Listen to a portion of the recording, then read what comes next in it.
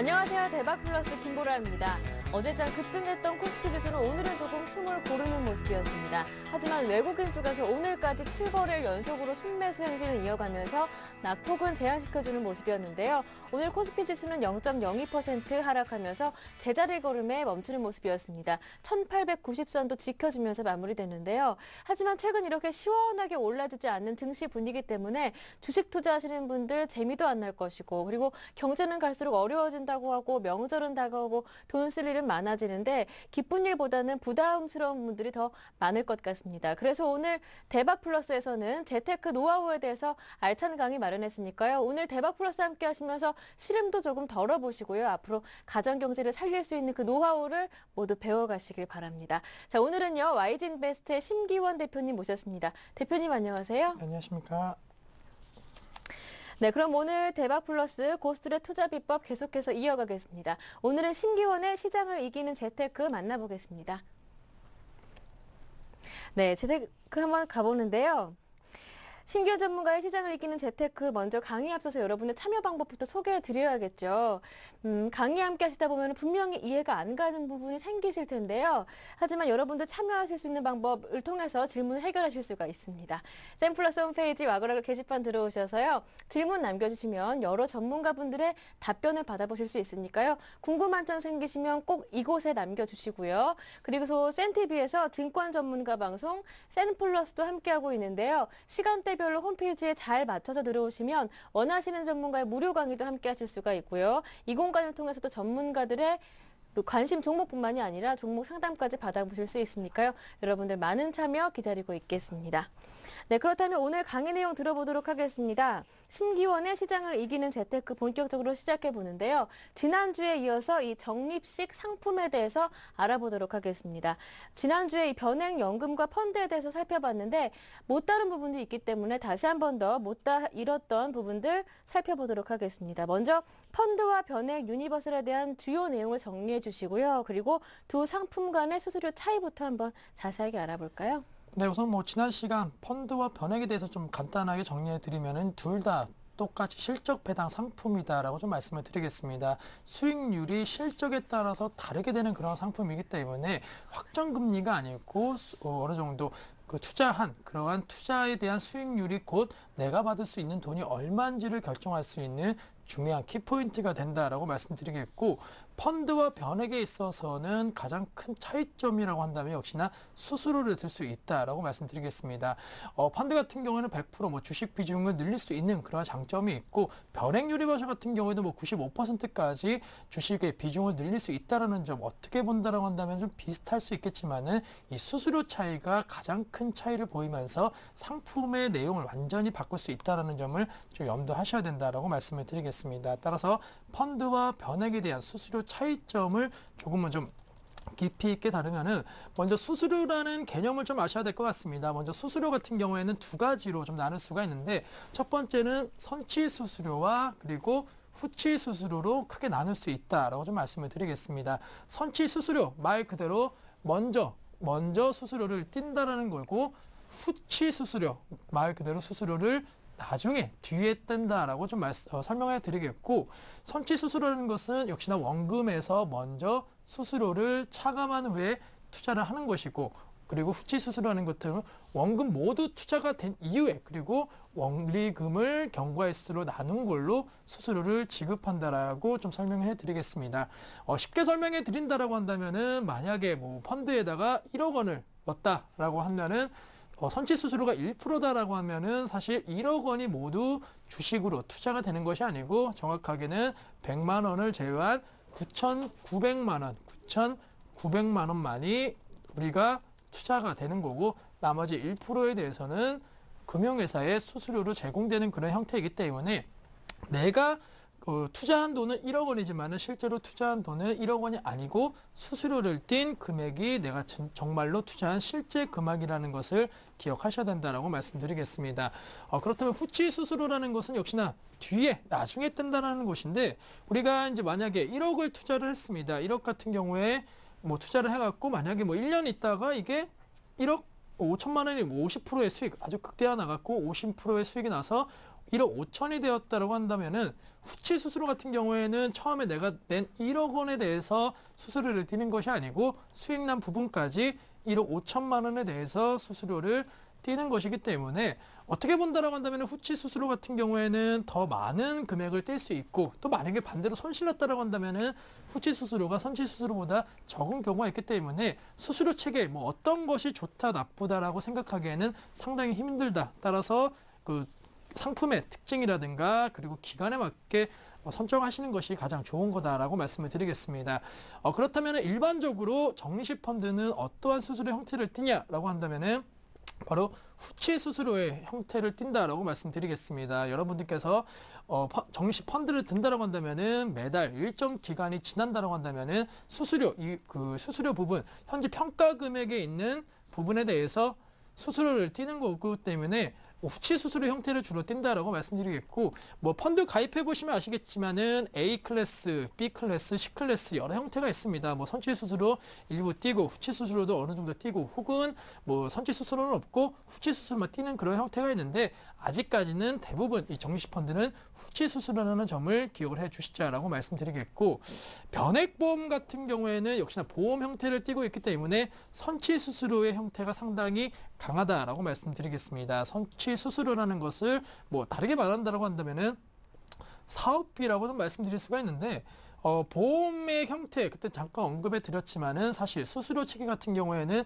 초반에 상당히 많이 떼는 것이 대부분이다라고 말씀드리겠습니다. 초반에 상당히 수수료를 많이 뜨고 많이 띄는데 점점 시간이 지날수록 수수료는 줄어드는 그런 모습을 보이고 있다는 점에서 변액보험 같은 경우에는 선치 수수료 형태를 띠고 있다라고 말씀을 드리면서 그렇다면 어떤 것이 더욱더 유리한 것이냐라고 말씀을 드린다면 우선은 중단기적인 운용 쉽게 설명해 드리면 중단기적으로 그 시간에 전 시간에는 펀드가 이 중단기적인 상품이라고 말했는데 펀드가 그렇다면은 후치 수수료로 지금 운영이 되고 있기 때문에 펀드 같은 경우에는 펀드가 중단기적으로는 유리하다라고 말씀드리겠고 장기적인 운영에 있어서는 선치 수수료가 유리하다라고 말씀드리겠습니다. 조금 쉽게 설명해 드리면은 아무래도 만약에 뭐 1억 원이라든가 앞서 말씀드린 적립식 펀드 같은 경우에도 100만 원씩 만약에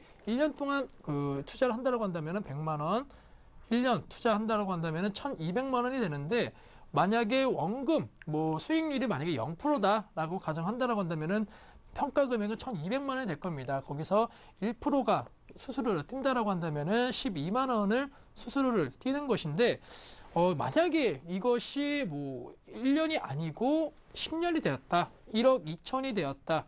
역시나 수익률은 0% 가정 시에 1억 2천이 되었을 때 1%는 12만 원이 아니고 120만 원. 역시나 상당히 많은 양이 뛰기 때문에 전반적으로 이 단기적인 상품에 있어서는 먼저 내가 낸 원금이 얼마 안 되니까 먼저 수수료를 띄는 것이 유리하다라고 말씀드리겠고 장기적인 운영에 있어서는 그 반대입니다. 역시나 오랫동안 똑같이 100만 원을 10년 동안 납입을 만약에 한다라고 한다면은 금액이 역시나 1억 2천이 될 텐데 먼저 수수료를 띄고 나중에 금액이 커질 때 단기적으로는 이 금액이었는데 만약에 장기로 가져갔을 때 금액이 이렇게 됐다라고 한다면은 미리 여기서 먼저 수수료를 다 띄고 금액이 이렇게 됐을 때 수수료를 적게 뜬다라고 한다면은 상당히 이득이 될 수 있기 때문에 변액보험 같은 이러한 장기적인 운용 상품에는 먼저 그냥 수수료 다 내고 나중에 내가 받을 수 있는 시간이 오래됐을 때는 수수료를 안 뜨는 형태가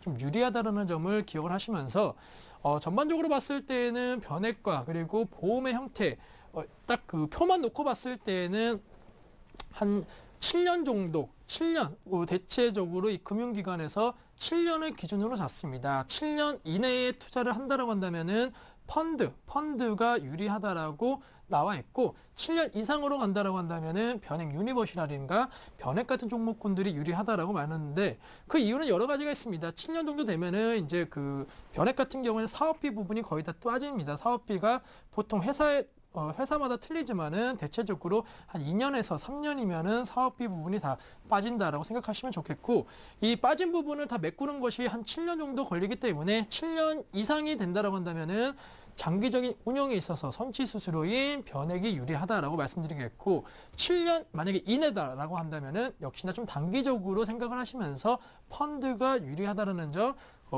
시청자님들께서 기간을 생각하신 다음에 그 기간에 유리한 상품이 어떤 건지를 좀 판단하시면 좋겠다라고 말씀드리겠고, 한 가지 좀 말씀드릴 것을 7년 아까 기준을 말씀드렸는데, 이것은 10년 유지 시 그 변액의 장점인 비과세 혜택까지도 어느 정도 감안한 실제적인 수치이기 때문에 10년을 유지하지 못한다고 한다면은 이 7년보다도 더욱더 길 수 있다는 점, 우리가 금융시장에서 이러한 용어들이라든가 아니면 그 기간을 얘기할 때 꼭 염두를 하셔야지, 무조건 7년만 지나면은 좋겠구나라고 생각하셔갖고 8년, 9년 있다 해지하시면은 실제적으로는 오히려 펀드가 더 유리할 수 있다는 점도 염두하신다고 한다면은 충분히 좋은 그러한 그 전략이 아닌가라고 말씀드리면서, 전반적으로 수수료에 있어서 펀드와 변액의 차이를 분명히 가릴 수 있다는 점 기억하시면서, 시청자님께서 생각하신 목적 기간과 목적 자금 용도에 따라서 한번 고민하시는 그러한 전략은 꼭 필요하다라고 좀 말씀을 드리겠습니다.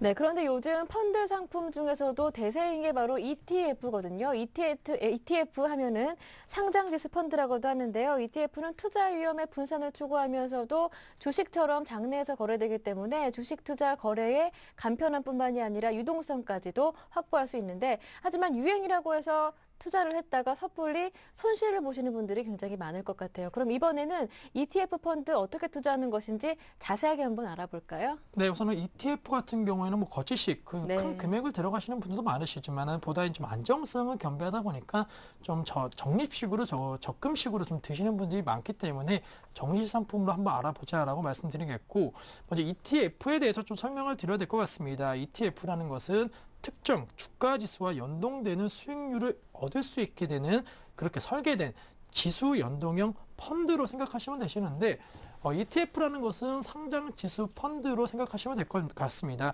지수 연동형 펀드, 지수와 연동이 돼갖고 움직이는 펀드라고 생각하시면 된다라고 좀 말씀을 드리겠고, 최근에 상당히 좀 인기가 많다라는 것이 여러 가지 장점이 있습니다. 뭐 뒤에서 말씀드리겠지만은, 장점 같은 경우에는 우리가 내는 수수료에 대한 부분이 상당히 좀 저렴하다라는 것이 상당히 좀 좋겠고, ETF의 특징이라고 한다면은 우리가 주식처럼 증권처럼 사고 팔 수 있다라는 것이 상당히 특징이다라고 말씀을 드리겠습니다. 사실 ETF 펀드와 좀 비슷한 맥락이 있겠지만은, 펀드 같은 경우에는 환매를 만약에 하신다라고 한다면은 사실 주식을 내다 파는 건 아닙니다. 펀드를 환매하게 된다라고 한다면은, 우리가 펀드 환매에 대해서 좀 간단하게 말씀드리면은, 펀드 환매 우리가 요청을 하게 되면은 그냥 되는 것이 아닙니다. 우리가 금융기관에 가서 펀드 환매를 요청하게 되면은 자산운용사에서 보유하고 있는 주식을 매도를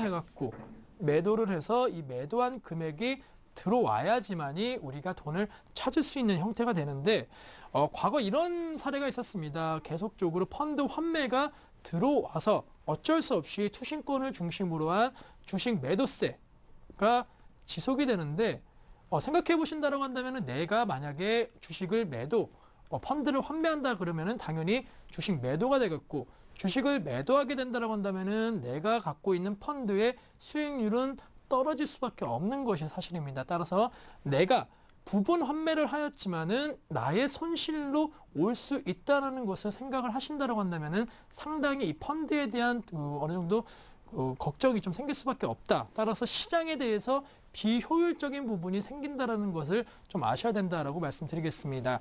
주식하시는 분들은 아시겠지만은 어떠한 하락장이 나오는 경우가 있는데, 이런 하락 흐름을 더욱더 강하게 만드는 것이 있습니다. 바로 투자 심리가 불안하는 그런 모습 보이면서 투매가 나오는 그런 모습 보이고 있는데, 펀드도 마찬가지로 상당히 주식이 떨어지는 그런 모습 보인다고 한다면은 더 이상의 손실을 견디지 못해 갖고 환매를 요청하는데, 그 환매가 오히려 더 주가를 떨어뜨리는 그런 모습을 보이고 있다라는 점, 악순환이 반복이 되는 그런 모습을 보였다는 점에서 펀드 같은 경우에는 조금은 비효율적인 시장 운영이 된다라고 말씀드리겠고, ETF 같은 경우에는 역시나 그러한 어느 정도 그 비효율성을 조금은 좀 대체할 수 있다라고 말씀드리는데 여기서 보시면은 거래소에서 주식처럼 거래가 된다라고 써 있습니다. 아무래도 주식을 사고 파는 증권 상품인데 이것 같은 경우에는 뭐 거래소에 써 있지만은 거래소라든가 코스닥에 상장이 돼 있습니다. 상장이 돼 있다는 거는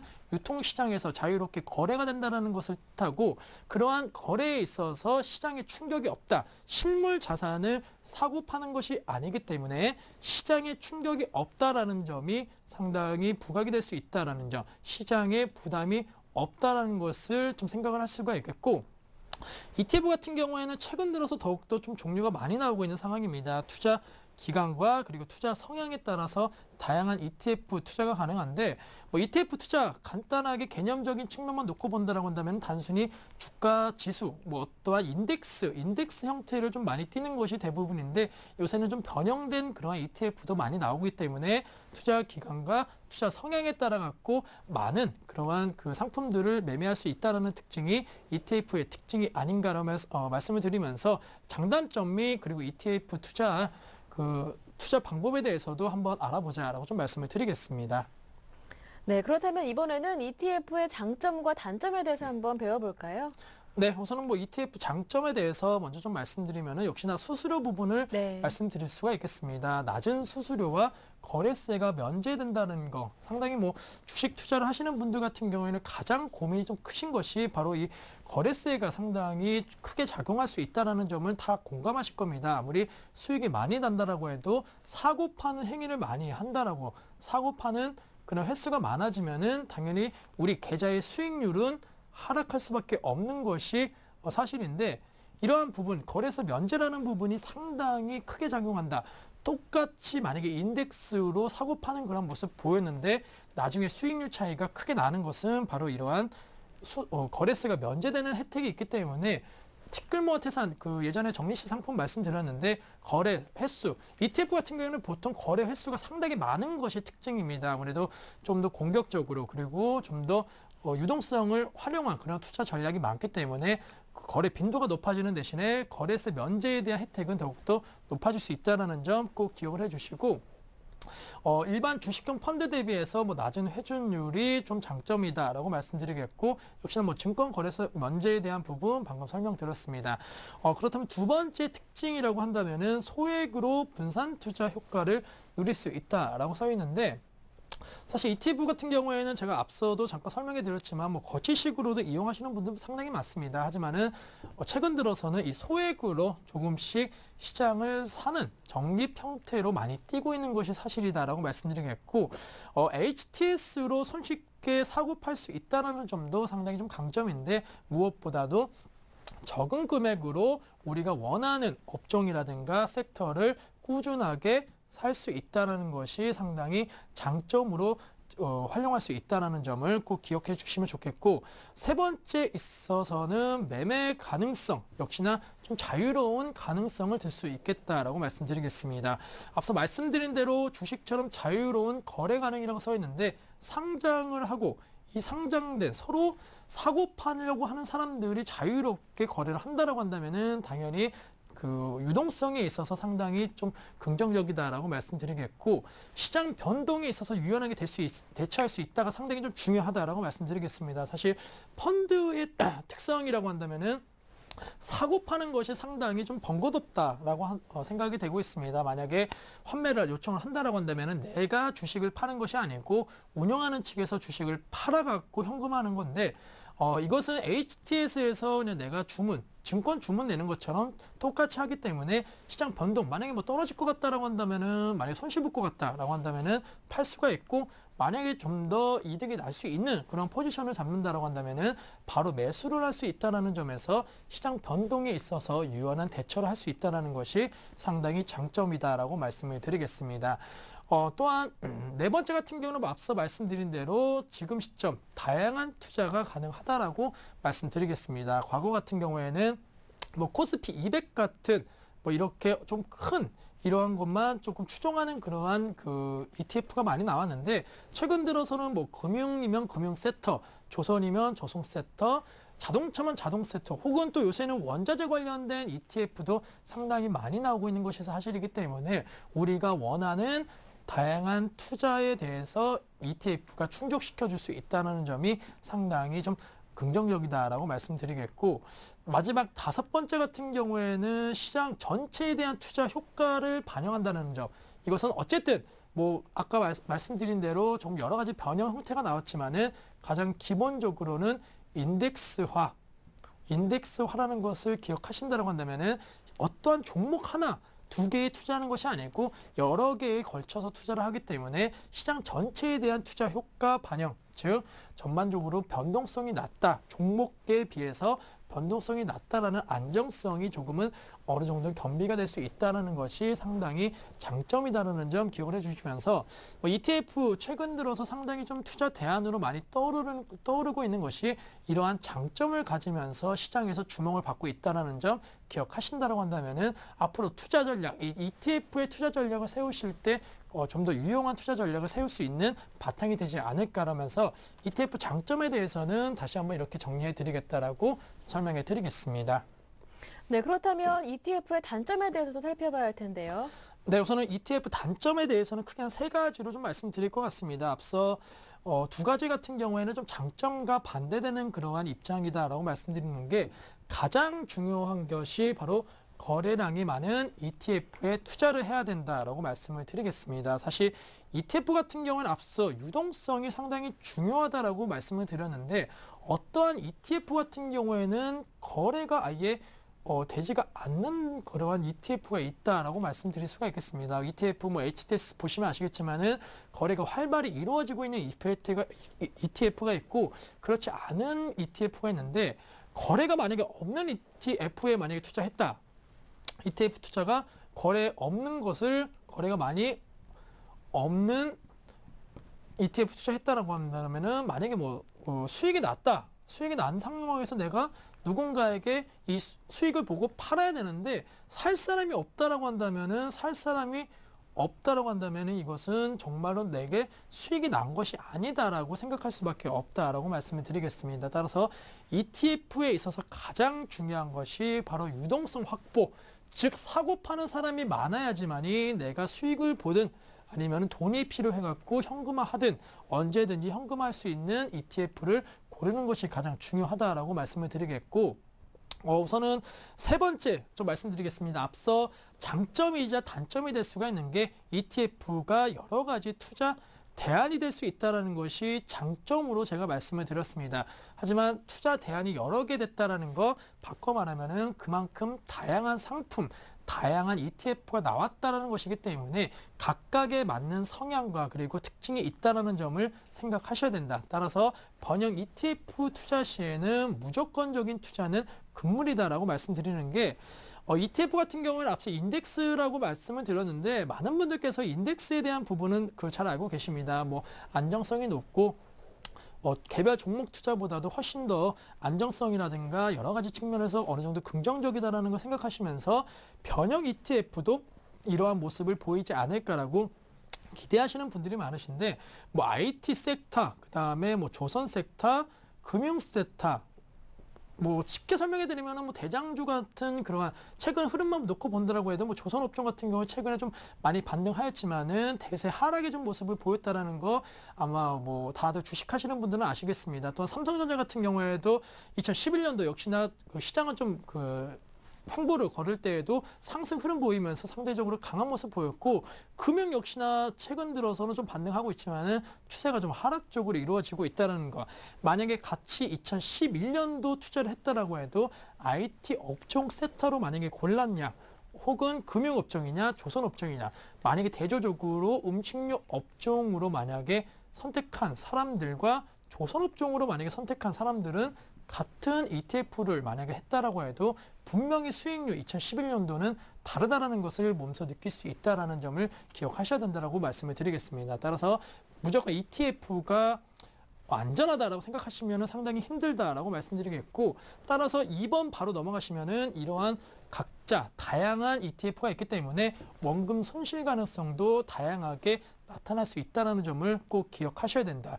ETF는 원금 보장, 우리가 흔히 알고 있는 예금자 보호라든가 어떠한 원금 보장 형태의 그런 상품 구조를 갖고 있는 것이 아니기 때문에 언제든지 똑같이 펀드라고 생각하신다고 한다면은 당연히 수익이 날 수도 있고 또 만약에 반대로 손실이 날 수 있다는 점을 기억하시면서 ETF 단점을 꼭 기억을 하시면서 내가 만약에 이러한 단점을 모르고 투자했을 경우에는 잘못된 투자를 한다라고 생각하시면서 지금이라도 조금 고치시는 전략이 좀 필요하다라고 말씀을 드리겠습니다. 네, 이렇게 해서 ETF의 장점과 단점에 대해서 정리해 봤는데요. ETF에 정말 투자에 관심이 있는 분들을 위해서 이제는 투자 방법, 조금 더 구체적인 방법, 자세한 방법에 대해서 알려주신다고요? 네, 우선은 상황에 맞는 ETF 투자가 여러 가지가 있겠다라고 좀 말씀을 드리겠습니다. 사실 ETF도 앞서 말씀드린 대로 여러 가지 형태가 있기 때문에 이러한 형태를 잘 모른다라고 한다면은 상황에 맞는 투자가 될 수 없다는 점 좀 기억을 해 주시고, 먼저 보셔야 될 것은 단기 투자 시 적합한 ETF. 여기서 중요한 것이 바로 단기 투자입니다. 단기 투자의 ETF는 어떤 것이 좀 유리하냐라고 한다면은 한 두 가지 정도, 크게 말하면은 한 가지 정도로 말씀드릴 수가 있는데, 레버리지 ETF가 있다라고 말씀드리겠습니다. 레버리지의 반대가 바로 인버스인데, 레버리지 다 아시겠지만은 수익률을 극대화하는 전략이다라고 생각하시면은 조금 용어가 쉽다라고 말씀드리겠고, 적극적으로 운용을 하는 거에 있어서 조금은 좀 단기적인 성향이 맞다라고 말씀드리는 게, 레버리지 ETF 같은 경우에는 만약에 쉽게 설명해 드리면은 코스피죠. 코스피 200이 만약에 어느 기간 3개월이 됐다라고 하면은 20%의 만약에 수익이 올랐다라고 하면은 보통 많은 분들께서 그렇다면 내 수익도 20% 그리고 레버리지니까 한 2배 정도 더 나면은 40% 나는 것이 아니냐라고 생각하실 수가 있겠습니다. 그만큼 고수익, 시장이 올라가면은 고수익을 노릴 수 있는 것이 바로 레버리지 효과인데, 이러한 레버리지 효과 어느 정도 1년, 단기 투자라고 한다면 한 1년 정도로 생각하시면 되실 것 같고, 1년 정도라고 한다면 이 레버리지를 이용한 시장 적극적인 투자 전략이 상당히 유리할 것으로 판단되고 있습니다. 따라서 시장 적극적인 거, 사고 파는 거에 대해서 상당히 빈도수가 높다라는 점을 기억을 해주시고, 어떠한 상황이 만약에 돌변했다라고 한다면 그때 적극적인 대응 전략을 짜면서 조금은 시장을 확실하게 내가 생각한 방향이 만약에 아니다라고 한다면 빠른 그런 매매 패턴을 보이면서 전략을 세우는 것이 바로 이 레버리지 ETF다라고 말씀드리겠고,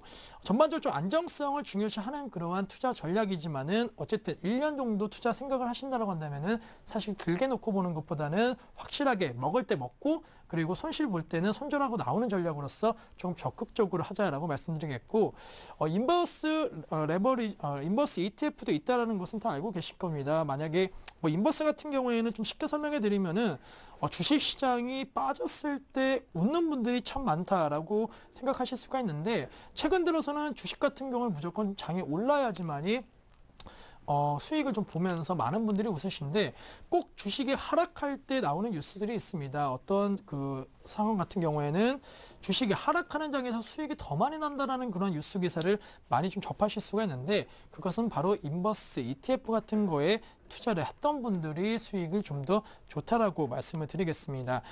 인버스 같은 경우에는 이제 선물 매도를 이용을 해갖고 선물 매도를 통해서 주식이 하락할 때에도 수익이 나는 구조이기 때문에 이런 형태를 띠는 인버스 ETF 같은 경우에는 만약에 시청자님께서 이제는 좀 주식이 좀 어느 정도 꼭지를 찍었다, 그리고 유럽 이슈라든가 아니면 미국의 경기 회복이 더디고 중국 쪽에서의 좀 모멘텀이 부족하기 때문에 상당히 주식에 대한 하락 가능성이 높다라고 생각하시는 분들은 주식의 선물 매도, 사실 선물 옵션 같은 경우에는 상당히 좀 위험성이 높은 것이 사실이기 때문에 그러한 직접 투자보다는 인버스 ETF를 이용하신다고 한다면은 어느 정도는 좀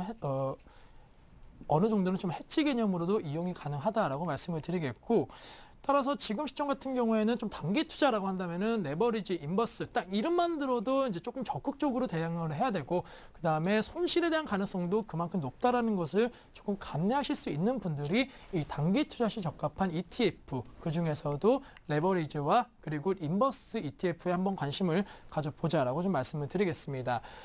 그렇다면 이제 두 번째, 시장 횡보.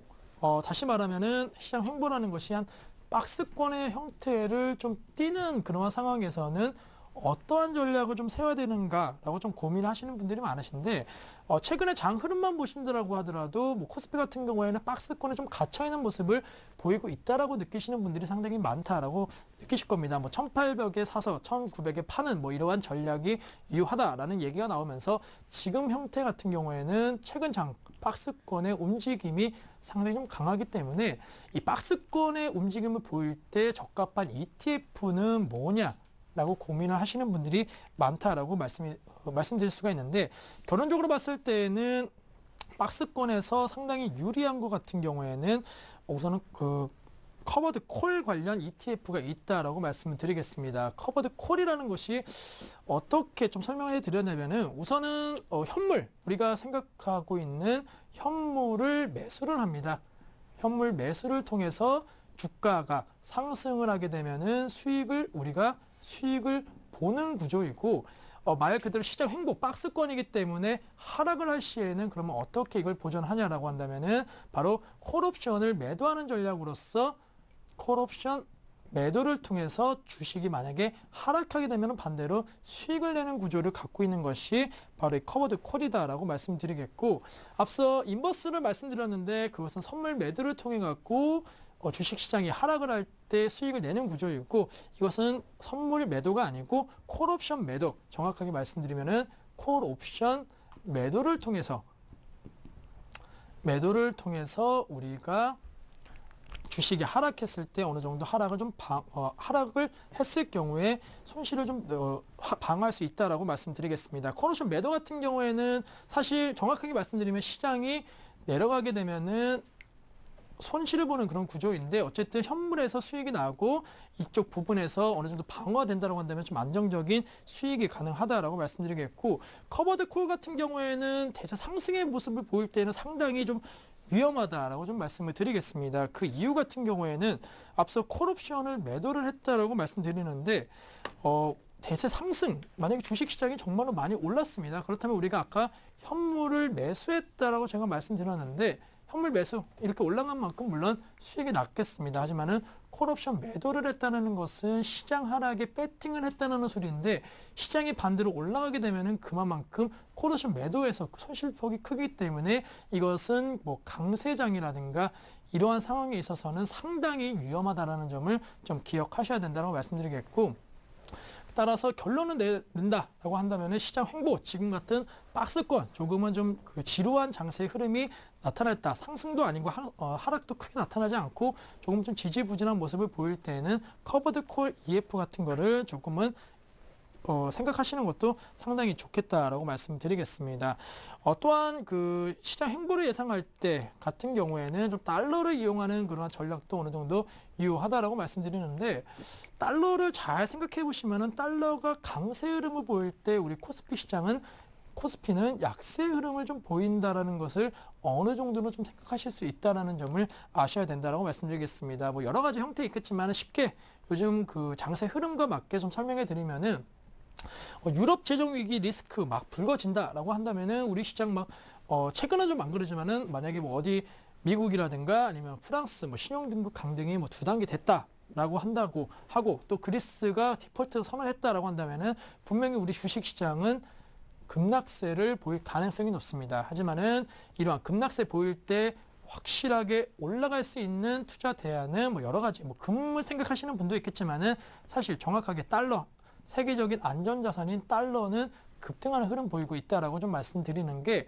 뉴스 기사 잘 보시면은 코스피는 막 뉴스에서 몇십 프로 몇십 프로가 아니고 몇십 포인트 그리고 막 5% 급락 흐름 보였고 달러는 급등 흐름 보였다는 뉴스를 아마 잘 기억하실 수 있다라고 말씀드리는 게 뭐 꼭 그런 건 아니지만은 대체적으로 좀 반대로 움직이는 경향이 있기 때문에 이러한 달러를 이용한 어느 정도 해지 개념도 상당히 유효하다는 점을 아시면 좋겠다라고 좀 말씀을 드리겠습니다.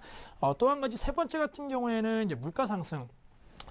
사실 뭐 인플레이션만 잘 했지만 하더라도 지금 같은 장에서는 성공한 투자다라고 하면서 뭐 물가 연동 채권이라든가 물가와 연계된 그런 상품들이 상당히 좀 인기가 많은 것이 사실인데 마찬가지로 ETF 같은 경우에도 물가 상승을 해지하려고 한다라고 한다면 여러 가지 형태의 ETF를 투자가 가능하다라고 말씀드리겠습니다.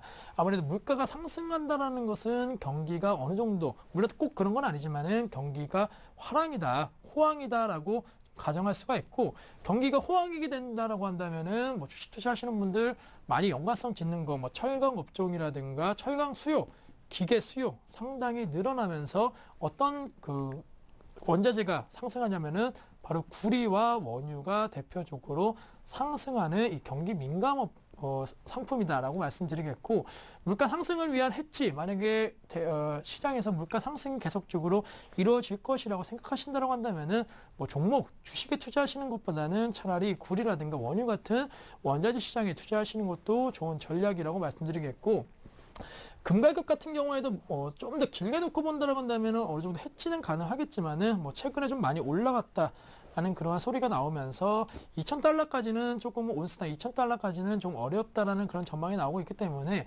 개인적으로는 차라리 원유 그리고 구리 관련주에 대한 그 ETF를 적용하시는 것이 좋다라고 말씀드리겠고, 예전에 원자재 펀드 설명드릴 때 한번 제가 말씀드린 게 있습니다. 물가 상승에 대한 그러한 기대감 가장 높은 것을 반영할 수 있는 게 바로 식량이다라는 점을 제가 말씀드렸는데, 제가 봤을 때는 향후 몇 년 동안 물가 상승률보다도 이 식량 가격의 상승률이 더욱더 높을 것으로 판단되고 있습니다. 잘 사는 나라에서는 뭐 별 걱정 없지만은 전 세계 인구 통계를 봤을 때에는 이 식량 가격은 계속적으로 높은 상승률을 기록할 것으로 판단되고 있기 때문에 물가 상승률, 인플레이션에 대한 해치에 대한 그러한 기대치만 갖고 계신 분들 같은 경우에는 이 곡물 관련주 한번 접근하시는 것도 상당히 좋겠다라고 말씀드리겠습니다. 그렇다면 3년 정도의 투자 기간을 가지고 여유를 갖고 투자하는 분들에 대해서는 어떠한 전략을 가져가야 되냐면은, 사실 3년 정도 여유를 갖고 투자하시는 분들이 아마 시청자분들 중에서 가장 많지 않을까라고 말씀드리겠고, 그렇기 때문에 가장 일반적인 투자가 될 수가 있고, 또 수익률도 가장 좋을 수 있는 것이 바로 우량주, 우리가 얘기하는 우량주, 그리고 그룹주라고 좀 말씀드릴 수가 있겠습니다. 사실 우량주가 뭐 그룹주라고 생각하시는 분들 뭐 거의 많다라고 말씀드리겠고, 사실 최근에 그런 자료만 놓고 본다라고 해도 시장 대비 상당히 좋았던 ETF 같은 경우에는 대부분 어떠한 그룹, 우리나라를 대표할 수 있는 그룹, 뭐 삼성이라든가 현대 이런 그룹과 연계된 ETF들이 상당히 수익률이 좋았다라는 것이 최근에 통계치가 나왔다라고 말씀드리겠습니다. 최근 2년 동안의 수익만 놓고 본다라고 해도 시장 평균보다도 훨씬 높은 것이 사실인데,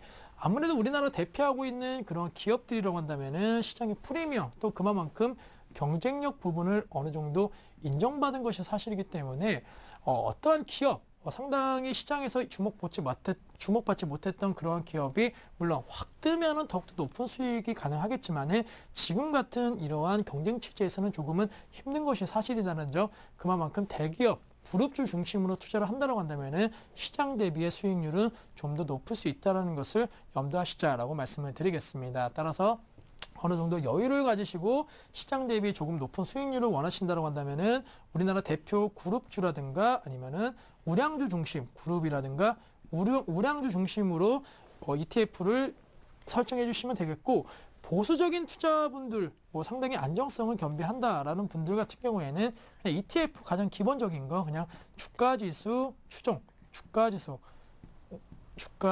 추종을 하는 ETF를 하시는 것이 상당히 좋겠다라고 말씀드리겠습니다. 사실 펀드 같은 경우에는 뭐 시장 대비 높은 수익률 거두는 것이 목적이긴 하지만은 사실 많은 펀드 매니저 같은 경우에는 꾸준하게 시장을 이기는 10년 동안 시장을 이기는 펀드 매니저는 상당히 드물다라는 것을 잘 아실 겁니다. 그만큼 시장을 이기는 거, 시간이 오래될수록 상당히 어렵다는 것은 잘 알고 계시기 때문에 보수적인 투자라고 한다면 그냥 시장 수익만 거두셔도 충분히 좋은 수익이 되기 때문에, 보수적인 투자자라면은 차라리 그냥 기본적인 우리가 흔히 알고 있는 코스피 200이라든가 이런 기본적인 그러한 주가 지수를 하고 있는 ETF를 선택하신다고 한다면은 큰 무리가 없다라고 말씀드리면서 ETF 같은 경우에도 뭐 성향이라든가 투자 목적 기간에 따라서 다양한 형태가 존재하고 있기 때문에 그렇다고 제가 말씀드린 게 꼭 정답은 아닙니다. 시장 상황과 여러 가지 형태에 따라서 좀 달라질 수가 있기 때문에 기본적으로는 이러한 그 전제 조건을 따져보시고 상황에 맞게 좀 변형하시는 그러한 전략이 필요하다는 점은 꼭 기억을 해주셔야 된다라고 말씀을 드리겠습니다. 네, 심기원의 시장을 이기는 재테크 먼저 지금까지는 ETF에 대해서 살펴봤는데요. 이어서 거치식 상품에 대해서도 자세하게 살펴보겠습니다.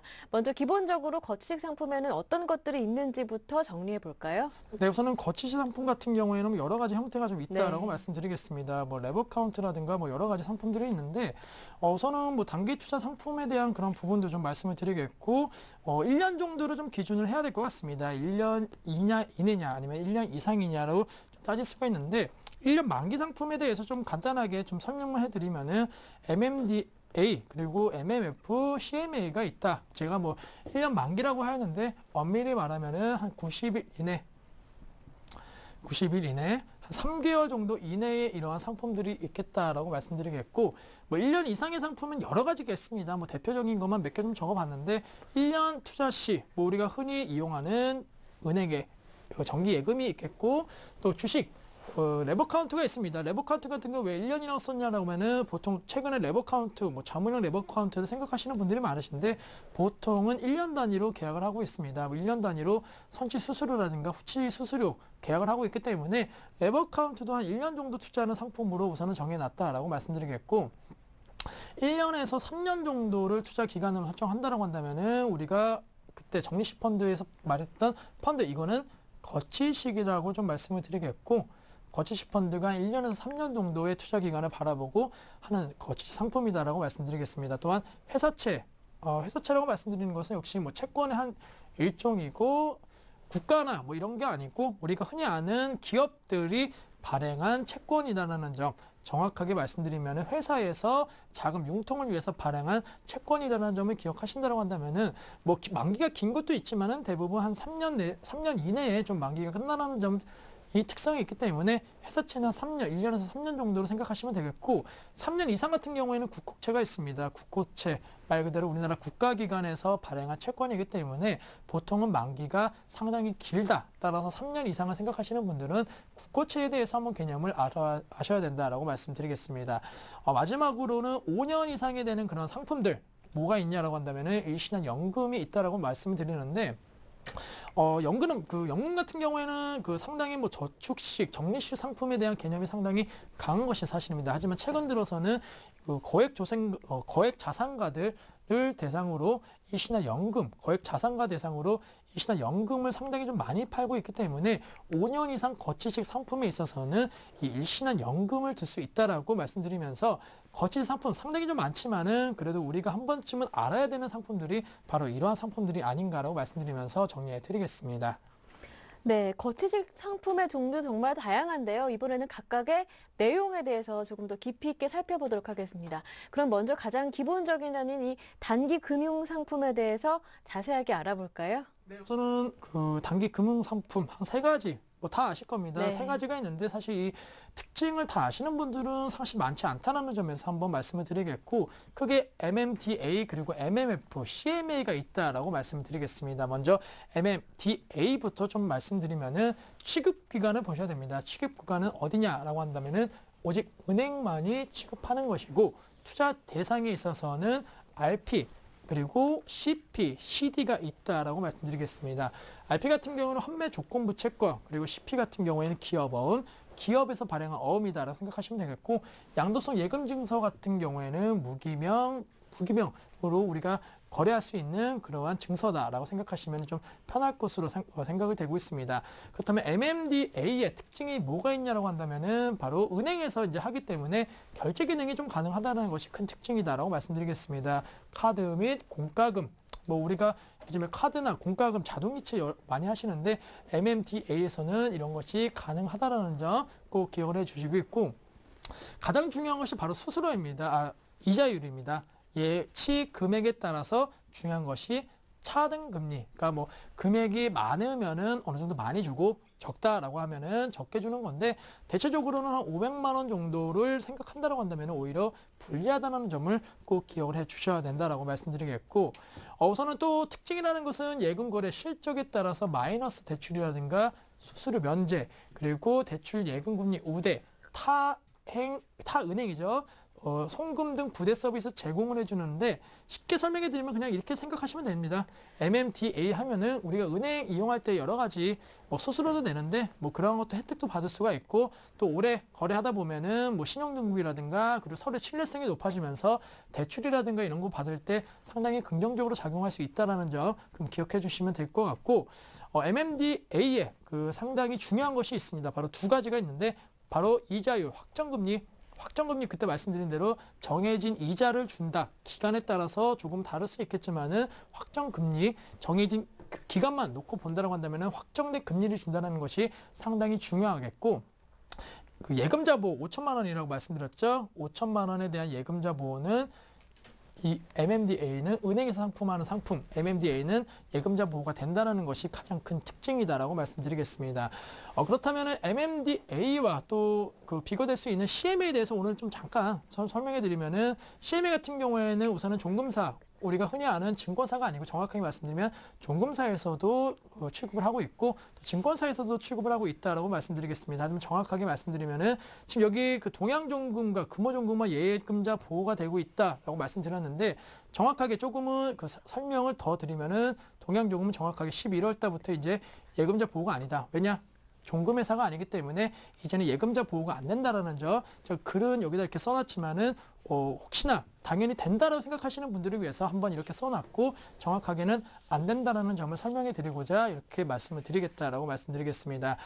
또한 CMA의 특징이라고 한다면은 만기 후 인출되지 않은 원리금에 대해서는 자동적으로 재예탁이 된다라고 말씀드리는 게 정확하게 우리가 생각한 만기가 지났어도 계속적으로 예치를 한다라고 한다면은 계속 이 예탁 기간이 자동으로 연장이 되기 때문에 이자 부분에 대해서는 분명히 효과가 있다라고 말씀드리겠고 최근에 뭐 증권사 같은 경우는 다 아시겠지만은 연계은행과 ATM 뭐 각 증권사마다 뭐 국민은행, 금융은행, 우리은행, 은행이들 연계된 은행이 있습니다. 그러한 연계된 은행에서 이용하는 인터넷 뱅킹과 폰뱅킹에 대한 입출금, 출금이 가능하다는 거.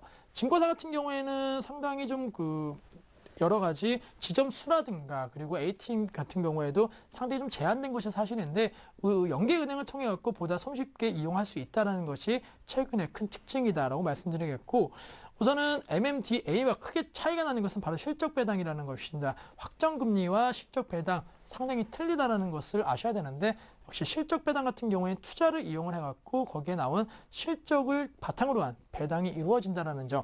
뭐 어느 CMA에 가면은 몇 프로 준다라고 이렇게 써 있는데 정확하게 말씀드리면은 실적 배당이라는 점을 기억을 해 주셔야 된다고 말씀드리겠고 CMA가 대부분 그 예금자 보호가 된다는 것은 상당히 많이 알고 있는 내용인데 엄밀히 말하면 틀리다라고 좀 말씀드리겠습니다. 사실 앞서 말씀드린 동양종금 이 CMA로 상당히 많은 고객들을 창출하는 그런 모습을 보였는데 최대 장점은 역시 그 지점수가 많았고 그리고 예금자 보호가 되는 것을 장점으로서 많은 고객들을 확보하였습니다. 하지만은 동양종금이 이제는 예금자 보호가 안 된다라는 점 기억하시면서 뭐 다른 뭐 메리츠 금호종금 같은 이런 데만 그 예금자 보호가 되고 정확하게 대부분의 CMA는 아직은 안 된다, 보호가 안 된다라는 것을 좀 기억을 하셔야 된다라고 말씀을 드리겠습니다. 따라서 단기 투자하시는 분들 같은 경우는 여러 가지 형태의 투자가 있겠지만은 예금자 보호가 되는지 안 되는지 확인을 하시고 또한 그 금리는 어떻게 적용되는지 좀 판단하시면서 좋은 투자 상품을 골라야 된다고 말씀드리면서 오늘 장 같은 경우에는 CMA와 MMDA에서 말씀드리고 다음 시간에 좀 MMF 그리고 전반적으로 이 세 가지 종류를 어떠한 형태로 해야 되는지 좀 자세하게 설명해 드리겠다라고 정리해 드리겠습니다. 네, 지금까지 거치식 상품 중에 단기 투자 상품에 대해서 살펴봤는데요. 다음 주 이 시간에는 1년 이상 투자할 수 있는 거치식 상품뿐만이 아니라 지금 방금 강의 함께 하시면서 RP, CP, CD 등 다양한 용어들이 나왔는데요. 정확하게 이해가 가지 않는 분들 많으실 것 같습니다. 그렇기 때문에 이러한 용어들에 대해서도 자세하게 정리해 드리겠습니다. 오늘 심기원 대표님의 알찬 강의는 여기에서 마무리 지을 것 같네요. 대표님 감사합니다. 수고하셨습니다. 네, 감사합니다. 네, 내일은 하창봉 팀장님의 강의가 준비되어 있으니까요. 내일 이 시간도 기대 많이 해주시길 바랍니다. 저희는 여기에서 마무리 짓도록 하겠습니다. 함께해 주신 여러분 고맙습니다.